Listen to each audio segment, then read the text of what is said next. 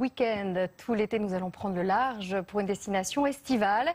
Aujourd'hui, l'île Rousse, dans le nord-ouest de la Corse, un petit paradis français à seulement 1h15 d'avion de Paris. L'île Rousse, où des villages perchés dominent les plages de sable fin au bord d'une eau turquoise. Axel Cariou et Maud Gatineau n'avaient d'ailleurs pas vraiment envie d'en revenir.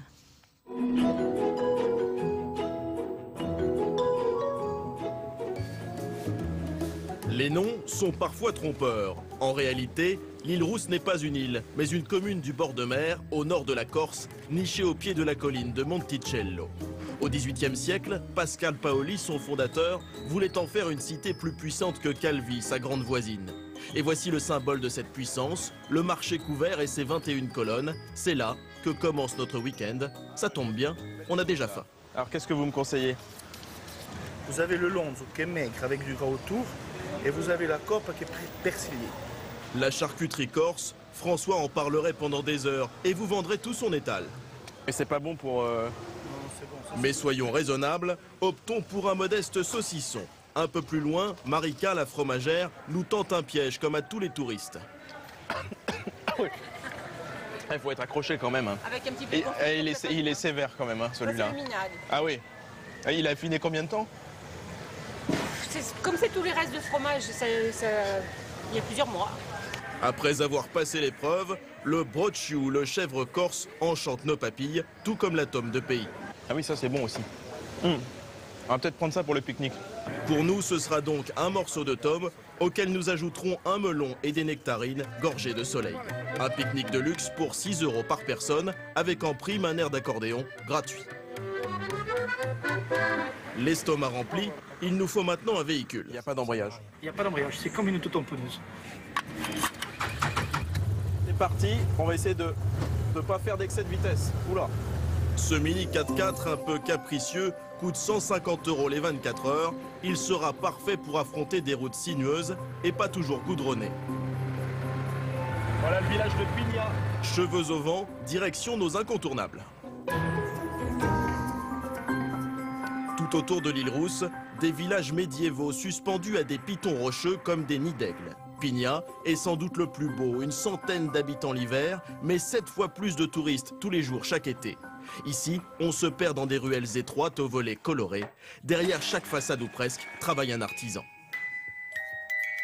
Fabricants de boîtes à musique, luthiers, peintres, potiers, la plupart d'entre eux vivent ici à l'année. Après avoir été cuisinier aux 4 coins du monde, Cyril a posé ses valises à Pigna, il y a 20 ans. Le lieu est exceptionnel et il faut pouvoir en prendre conscience. En voyageant ailleurs, quand on revient, on a conscience de l'endroit où on est. C'est intéressant. Au loin, un autre joyau nous fait de l'œil, Sant'Antonino. Mais il est déjà tard, un berger rappelle ses bêtes dans la lumière du soir. C'est le moment de passer à table. Sur l'une des plages de l'île Rousse, le restaurant A Siesta vous propose de déguster la pêche du jour, presque les pieds dans l'eau. De la dorade royale pour 2 personnes.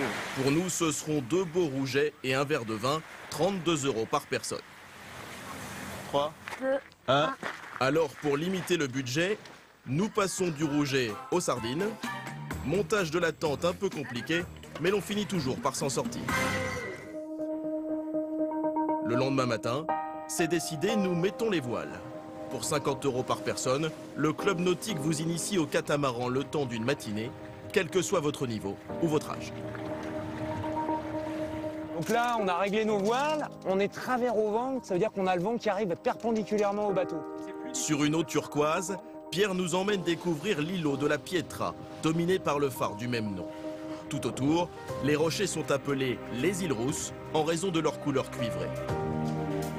Alors les îles Rousses, il faut les voir le soir ou le matin, au lever ou au coucher de soleil, c'est exceptionnel, elles sont toutes rouges, elles sont rousses. La roche, c'est du porphyre rouge. C'est les mêmes roches que vous retrouvez sur le continent du côté de Saint-Raphaël. Décor magique, c'est l'heure du bain dans une eau à 23 degrés. Pas le temps de se sécher, il faut déjà repartir vers un lieu insolite. Bon, voilà les clés du véhicule. Merci. Prends soin de ma collègue. Pas de problème. La conduite va être sportive, alors nous confions les clés à Nicolas, un enfant du pays. Ça va se durcir un peu en arrivant dans le vif du sujet. La piste, elle est entretenue, mais ça reste plus ou moins à l'état sauvage. À 15 km de l'île Rousse, sur des pistes caillouteuses, il nous emmène dans un désert. 15 000 hectares protégés, préservés de toute nouvelle construction depuis 35 ans. La chaleur d'un vent sec, des cactus comme dans les westerns, voici le désert des Agriates. Dans les années 50-60, il y avait encore un peu d'activité, mais depuis l'agriculture en Corse s'est un peu endormie, donc ce genre d'endroits justement ont été oubliés et de ce fait préservés. Au bout de la piste, la récompense. En bordure des Agriates, 37 km de rivage à l'état brut, sans aucune urbanisation. Au bout d'un sentier, la plage de l'Ostricone y se dévoile. Elle est connue pour avoir le sable le plus fin de toute l'Europe. Et quand ils en parlent, les Corses ne font jamais dans la demi-mesure. Pour moi, c'est la plage la plus extraordinaire du monde. Et l'hiver, j'habite sur le continent. Pour me faire du bien, je pense à la plage, ici. C'est très apaisant, ça fait beaucoup de bien de penser à ça, oui. Bon, notre avion décolle dans 1 heure, mais on résiste pas, on va quand même aller piquer une tête. Dernier bain, fin du périple, aéroport de Bastia, enregistrement des bagages. L'île de Beauté s'éloigne en nous laissant des souvenirs grandioses et un compte bancaire allégé d'un peu plus de 400 €. Ne rentrez pas, on arrive, c'est mieux.